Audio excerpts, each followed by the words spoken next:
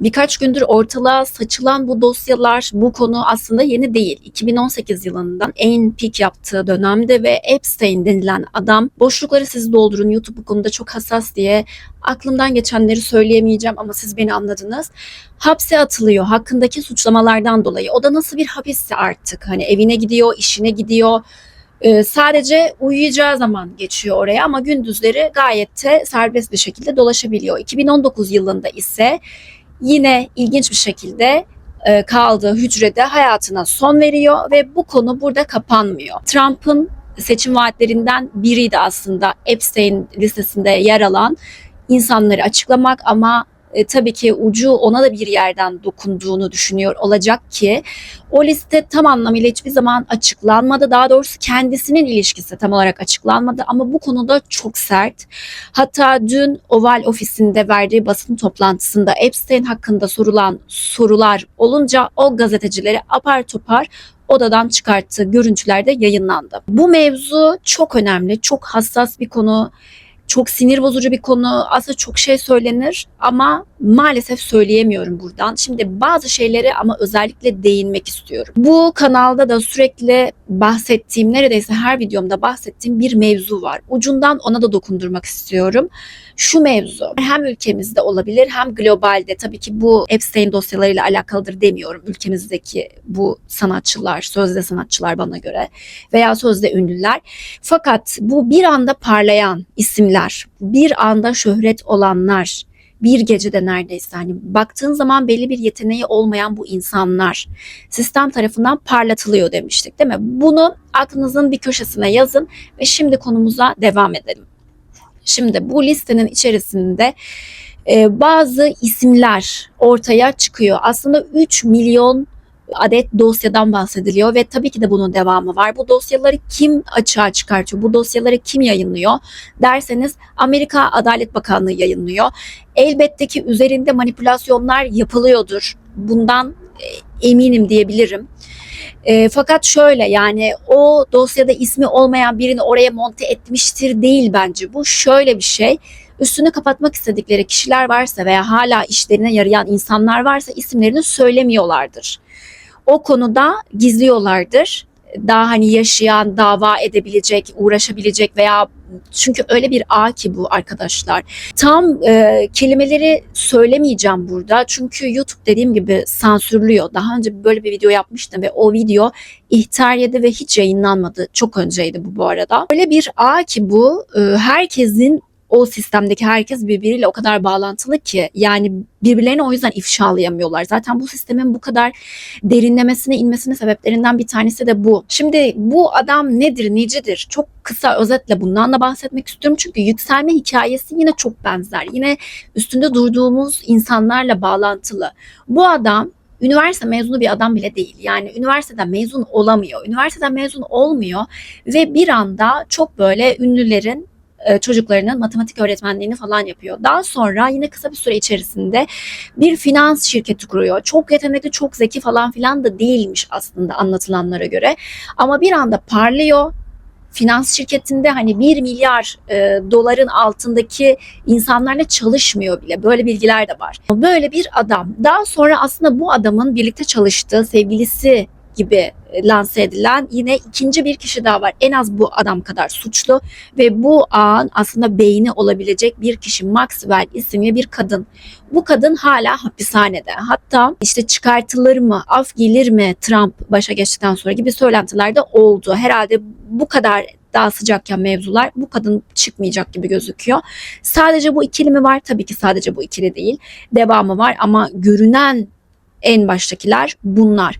Epstein öldükten sonra bu sistem çöktü mü? Tabii ki de çökmedi. Sabah dinlediğim bir videoda şunlardan bile bahsediliyordu. Şimdi bu izole edilmiş bir adam mevzusu var. Bu işler sadece buralarla da sınırlı kalmamış. Bu insanlar global forum siteleri var, işte insanların girip bir şeyler yazdıkları, insanların bir düşünceyi ne denir ona, çoğalttıkları, büyüttükleri, yaydıkları siteler, insanların sürekli konuştukları nedir oralar, mesela 4chan veya Reddit diye yanlışsam düzeltmeni, bu sitelerde ki insanları birbirlerine düşürecek düşünceler de ortaya atmış bu insanlar. Buradan da şuna bağlayacağım, medya ayağına bağlayacağım. Sürekli medyadan bahsediyorum. Sürekli videolarımda medya, ana akım medya, televizyonlar, görsel, yazılı medya ve sosyal medya. X platformu zaten Elon Musk'ın elinde biliyorsunuz. Ve o kadar çok fazla yanlış ve hatalı bilgiler, insanları birbirine düşürecek bilgiler de yayınlanıyor ki bu çok tehlikeli. Kimi diyor ki bir kesim şunu söylüyor. Ben etkilenmiyorum diyor.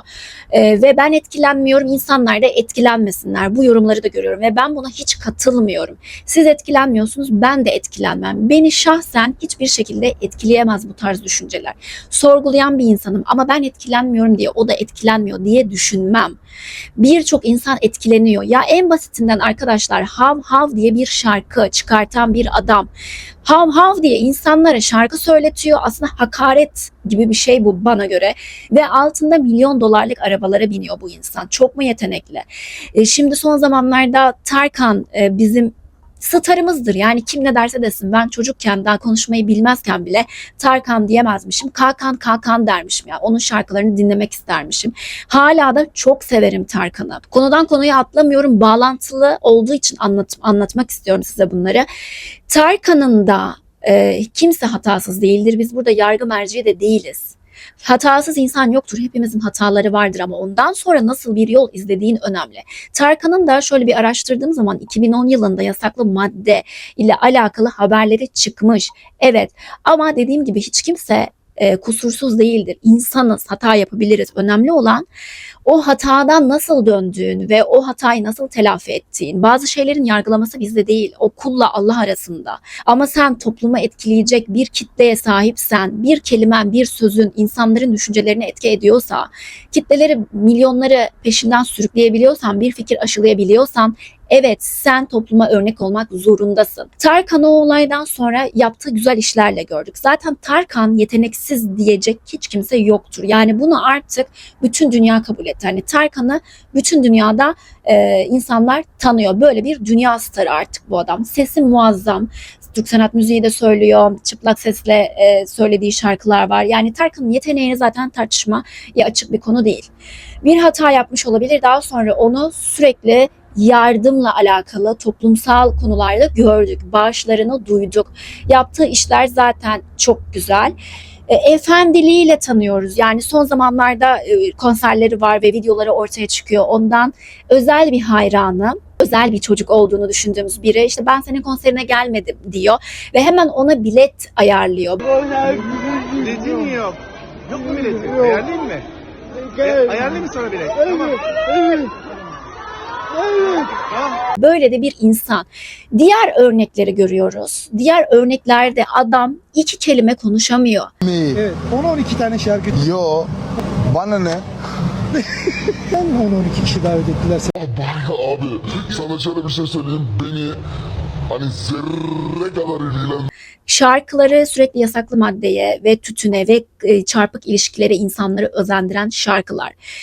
Ve bu adam milyonlar kazanıyor. Kusura bakmayın, bunların kazandığı para da gözümüz olur. Benim ülkeme, benim vatanıma spor alanında, sanat alanında temsil edecek ben o genç çocuğun kazanmasını istiyorum. O genç kızın kazanmasını istiyorum. Benim bilim yapan vatandaşımın kazanmasını istiyorum. Onlara ödenek ayrılmasını istiyorum. Bu tarz insanları havlatan insanların değil. Ve ben bunu sorgularım ve ben bunun üzerine konuşurum. İşte Manifest denilen bir kız grubu, tamam mı? Bunun şarkı bana göre sanat olduğunu düşünmüyorum. İçerisinde sanat yok. Bana göre yok. Şarkı sözleri Tarkan'ın şarkı sözleriyle kıyaslanamaz ya da gerçekten sanat yapan insanların şarkı sözleriyle kıyaslanamaz. Onlar insanlara, topluma ve gençlere örnek olmak zorundalar. Örnek olmak zorundalar. Bu konuda tartışmaya kapalı. Sanat demek sadece sanat yaptım değil. Sen bir toplum, ya bu ülke arkadaşlar, bu ülke hepimizin. Hangi dinden olduğunun önemi yok. Hangi kökenden geldiğinin de önemi yok. Ben Türk vatandaşıyım ve Türk toprağımı seviyorum. Toprağıma az çok elimden geldiğince fayda sağlamak istiyorum diyen herkes bu ülkenin en önemli fertlerinden biridir. Ve biz bu ülkeye çalışıyoruz, çabalıyoruz, vergi veriyoruz. Sadece bu değil. Bu ülkenin gençlerine de örnek olmamız gerekir. Sen bu ülkeyi seviyorsan zaten bunu yaparsın. Örnek olmak zorunda değil demezsin. Konuyu dağıtmak istemiyorum ama dediğim gibi medya ayağı var. Gelelim bu Epstein olaylarına. Bazı kelimeleri geçirmek videoyu direkt sansürletiyor. Zaten bu masumlara isim vermiyorum. Yine o kelimeleri kullanmak yine sansürletiyor. Bu masumlara yapılanlar. Çocuklar benim her zaman kırmızı çizgimdir. Birçoğunuzun da öyledir diye düşünüyorum. Bunun üzerine zaten konuşacak bir şey yok. Bu tarz insanlar, bu siyasetçisinden, müzik yapanından, oyuncusundan vesaire. Ve bu başta saydım Epstein'dir, Maxwell'dir, bu tarz. Yani küfür etmek istiyorum arkadaşlar. Hiç de küfür eden bir insan değilim ama bu insanlar hak ediyor. Siz benim yerime edin. Bu tarz insanların kafa yapısı, bunlar kendilerini seçkin bir azınlık olarak görüyorlar. Hani insanların dalga geçtiği o mahalle kahvesinde işte dünyayı çözmüş falan diyorlar ya o insanlara. Bu söylenilen komplo teorilerinin bazıları da gerçek.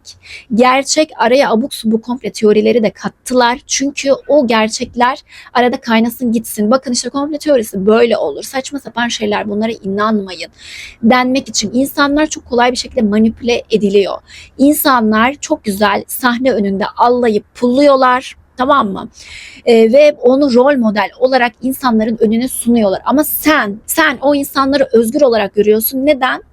Bacağını göbeğini açtığı için bu özgür diyorsun. Mesela ama arka kapılar arkasında o insanlar, o diğerlerinin, o seçkin azınlığın istemediği bir şey söylesin bakayım. Orada durabilecekler mi? Bunun dünyada birçok örneği var zaten. Komplo teorileri diyebiliriz ama birçok susturulan insan da oldu.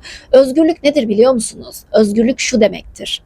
Bir ülkede tartışabiliriz, konuşabiliriz, siyasetimizi eleştirebiliriz, ekonomiyi eleştirebiliriz, yapıcı eleştiri yapabiliriz burada. Ama bu vatan hepimizin, yani siyasiler dediğiniz insanlar zaten devlet memuru arkadaşlar, devlet memuru eleştirilebilir. Tabii ki de eleştirilebilir. Saygı çerçevesinde hakaret etmeden, kimseyi ötekileştirmeden, kimseye hakaret etmeden eleştirilebilir. Çünkü bu ülke zaten sizin, bizim, yani bundan sonraki nesillerin olacak. Bu vatan bizim. Ben bu vatanımda böyle vasıfsız insanların ünlü olmasına evet istemiyorum. Çünkü görüyoruz Hollywood'ta da böyle. Yani Britney Spears'lar var, Justin Bieber'lar var. Bunların özgür olarak gördüğümüz bu insanların arka kapılar arkasında nasıl prangalarla bağlı olduğunu bilmiyor muyuz? Bu K-pop deniliyor mesela. Bana yine linçlendim, hakaret edildim. Ben güzel güzel fikrimi anlatıyorum. Adam ya da kadın veya çocuk altta bana saçma sapan bomboş fikirlerin diyor. Bir tanesi de geliyor arkasına diyor ki sadece fikrini söylemiş. Sen de seni takipten çıkıyorum. Ya kardeşim beni takipten çık zaten. Beni takipten çık. Ben böyle zihniyetleri gerçekten kanalımda istemiyorum. İstemiyorum. Eleştiri böyle olmaz. Bu videolar benim için değil ki. Ben zaten biliyorum. Ben kendi küçük çevremi de uyarıyorum zaten. Bu videolar bir nebze olsun, birilerini cesaretlendirsin. Genç bir arkadaşım beni izliyorsa biraz onu sorgulamaya itsin diye. İtsin diye. Sen geçmiş işte, bu da medya ayağı. Konuşan insanları, iyi bir şey söyleyen insanları, birilerinin gözünü açmak isteyen insanları itibarsızlaştırıyorlar. Ben de bilirim şurada makyaj videosu yapayım. Ne akar ne kokar, gider bir türlü. Ben de bilirim magazin yapmayı. Konuşamaz mıyım? Onlardan da bahsederim. Ama İlla ki öyle bir şey yapmış olsaydım bile yine bu konulara değinirdim, söylerdim. Ben işte o yüzden boş içerikler izlemeyin diyorum. Ya şu an günümüzde 3 çeşit insan var. Bir tanesi, bir grup insan hedoniye dalmış durumda. Sadece haz almak istiyor, sadece eğlenmek istiyor, sadece boş şeylerle zaman geçirmek istiyor. Bir kesim insan ise biliyor, görüyor, her şeyi izliyor, dinliyor, üzülüyor, kahroluyor, sadece üzülüyor ama onlar üzülücüler. Üzülüyor, sadece üzülüyor. Ama hiçbir şey söylemiyor, hiçbir yorum yapmıyor. En azından söyleyenleri desteklemiyor, kendi iki kelam etmiyor. Dolayısıyla bu birinci gruba ve bu en baştaki seçkin azınlığa, tırnak içerisinde, onlara da ekmeğine yağ sürüyorlar bu ilk iki grupla birlikte. Üçüncü gruptakiler ise linçleneceğini, hakaret edileceğini ve ötekileştirileceğini bildiği halde konuşan insanlar. Ve budur zor olan. Lütfen siz de en azından konuşmuyorsanız bile konuşan insanlara destek verin. Ve o birinci gruptakilerle birlikte olmayın. Onlar gibi işte çoluğunu çocuğunu paylaşan, boşuna konuşmuyorum. Yani adamın 1 milyon takipçisi var. Daha gözünü yeni açmış, bebeğini sosyal medyaya paylaşıyor. Bu kadar pis insan olan bir dünyada görüyorsunuz haberleri, işte bu Epstein dosyasını görüyorsunuz. Küçücük çocuklar nelerin içerisinde, bunları görüyoruz ve hala adam 3-5 kuruş değil, tabii ki de çok yüksek miktarda para kazanmak için çocuğunu ön plana atıyor ya. Benim aklım almıyor, bilmiyorum. Arkadaşlar, bu insanlar, bu sistem içerisindeki, bu ağ içerisindeki, bu globalden, sadece ülkemizden bahsetmiyorum. Ülkemizden bahsetmiyorum. Bu işte Hollywood starları veya bir anda çok ünlenen, bir anda muhteşem bir üne kavuşan bu insanlar, bunları sorgulayabilirsiniz. Kimin ne olduğunu bilmiyoruz. Evet, ben size demiyorum. Direkt bütün ünlüler böyledir işte demiyorum. Ama çoğunluk böyle olduğunu düşünüyorum. Mesela 10 kişiden 8'i. Hani arada çok yetenekli insanlar yok mu? Arada çok yetenekli insanlar da var ama o da olmak zorunda artık. Bakın, hani örnek çok yetenekli ve iyi bir yerde. Evet. Ama geri kalanlar yetenek yok, konuşma yok, diksiyon yok, iletişim yok, kabiliyet yok ama tepedeler. Neden? Görüyoruz bu siyasetçilerin, birçok siyasetçinin de adı bu listede, birçok görüntüler de var. Siz sistem olsanız, şimdi burada bir beyin fırtınası yapalım, tamam mı? Hep birlikte, hiçbir şey bilmiyoruz ve hep birlikte bir beyin fırtınası yapalım. Diyelim ki siz kötü niyetli insanlarsınız ve bu dünya sistemine hakim olmak istiyorsunuz. İnsanları manipüle etmek istiyorsunuz ve insanları yönetmek istiyorsunuz, tamam mı? Bunu nasıl yaparsınız? Siyasetle yaparsınız ve medyayla yaparsınız. Bunda hemfikiriz. Bu iki gruba da kimleri getirirsiniz? Mesela beni getirir misiniz? Veya sizi getirirler mi? Sorgulamayacak insanlar getirilir. Ve o kişiye özgür olmayacak insanlar getirilir. Özgürüz diye, biz özgürüz işte gibi gösterilip arka planda özgür olmayan insan getirilir. Zaafları olan insanlar getirilir. Dünya çapından bahsediyorum. Zaafları olan getirilir. Çünkü sen zaafı olan insanı, bağımlılığı olan, yanlış işler içerisinde olan o insana getirirsiniz, değil mi? Neden? Çünkü onu kolayca böyle iplerinden hareket ettirebilmek için. Mantıklı değil mi? Bu insanların hepsinin, çoğunun iddiaları da görüyoruz. Çoğunun zaafları var. Çoğu kolay yönlendirilebiliyor. Bizim o gördüğümüz, perde önünde gördüğümüz insanlar kendileri mi karar veriyorlar sizce? O seçkin azınlık, o komple teorileri gibi söylenen seçkin azınlık, o bizleri sanki böyle bir insan çiftliği gibi düşünen, ne olursa olsun Gazze'de olanları görüyorsunuz. Sadece Gazze'de olmuyor, başka dünyanın birçok yerinde oluyor. Çünkü onlar için insan değil. İnsan değil. Hani ne olmuş, başına ne gelmiş, çoluğun çocuğun başına ne gelmiş, önemli değil.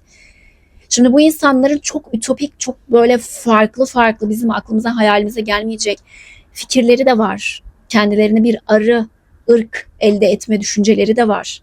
Biz aşağıda böyle salak saçma müziklerle, filmlerle, ne bileyim sosyal medyayla oyalanırken arkada neler döndüğü, bunu düşünün, sorgulayan insanlar bile o şeyi daha hayal edemiyorum. Yani o büyüklüğü hayal edemiyorum ama bir ucundan biliyorum, ama milyonlarca insan bunu sorgulamıyor bile. Ve sorgulamadan aslında o insanların piyonu oluyorlar. Bedavadan reklam, bedavadan piyonluk, bedavadan askerlik yapıyorlar. Anladınız mı? Ve bir de bize saldırıyorlar, sorgulayan insanlara saldırıyorlar. Dünya kötü bir yere gidiyor. İşin özeti, belki de hep dünya kötü bir yere gidiyordu. Yani dünyada dengeler bu şekilde ilerliyor. Ve dünya belki de böyle bir yer zaten. Yani sadece iyilik değil. Elbette kötülüğün de çok olduğu bir yer. Ama şu bakış açısıyla bakmanızı istiyorum. Evet, bizim gördüğümüz hani medyadır, şudur budur, hep korku pompalanıyor. Doğru. Ama bu korku kimini sindirmek için yapılıyor. Yani çoğunlukla sindirmek için yapılıyor. Ama iyi insanlar da var. İyi insanlar da var. Sorgulayan insanlar da var. Fakat o insanların hatası şurada: konuşmuyorlar. O insanlar konuşmuyor, o insanlar çekimser kalıyorlar ve işte bu insanlara meydan veriyorlar. Yani sadece kötü insanlar yok dünyada, çok iyi insanlar da var. Lütfen araştıralım, sorgulayalım, neyin neyden olduğunu bilelim, bir şeyin kimi ünlü ettiğinizi, nerelere para harcadığınızı bilelim. Tabii ki sanatta dinleyeceğiz, müzikte dinleyeceğiz. Benim ne demek istediğimi siz zaten çok iyi anlıyorsunuz ama her şeyin en iyisini, faydalısını ülkenize, milletinize, çoluğunuza, çocuğunuza fayda sağlayanı ön plana çıkartalım ve parlatalım. O insanları yalnız bırakmayalım. Çünkü o insanları yalnız bırakmak otomatik olarak o karşıdaki o karanlığı güçlendirmek demek. Pes etmek, evet zaten olmuyor demek. Ya eksiklikler yok mu? Çok var eksiklikler. Yani hukuk sistemini bazen eleştiriyoruz. Ekonomiyi eleştiriyoruz. Yanlış yönetim şekilleri oluyor, onları eleştiriyoruz. Ama bu demek değildir ülkemiz kötü. Bu demek değildir ülkemizi terk edelim, gidelim. Hayır. Hayır. Tam tersi, bir şey yanlışsa onu olumlu bir şekilde, kavga etmeden, hakaret etmeden, onu yapıcı bir şekilde nasıl düzeltebilirim diye konuşmak, çevreyi uyarmak, okumak, sorgulamak, araştırmak, üretmek, budur doğrusu. Arkana dönüp bu ülke hepimizin evi, ülkemize kapımızı kapatıp dışarıya çıkmak demek değildir. Lütfen bir konuda uyanık olalım. Lütfen bu konularda artık uyanık olalım. Ben bu kadar pisliğin gün yüzüne çıkmasını artık insanların uyanmasına bağlıyorum. Ve bence uyanış olacak. Bence bir yerden artık insanlar o üzerlerine örtülmüş olan ölü toprağından sirkelenecek ve kalkacaklar. Ben buna inanmak istiyorum. Hep birlikte bunu bir şekilde neyi kurtarırsak kar. Bu deniz kenarındaki deniz yıldızı hikayesinde olduğu gibi neyi kurtarırsak bizim için kar. Bir çocuğu bile yanlış bir düşünceden, yanlış alışkanlıklardan, yanlış idoller edinmesinden kurtarırsak bunlar bile bizim için kar. Sizler neler düşünüyorsunuz? Yorumlarınızı merak ediyorum. Bir sonraki videoda görüşmek üzere.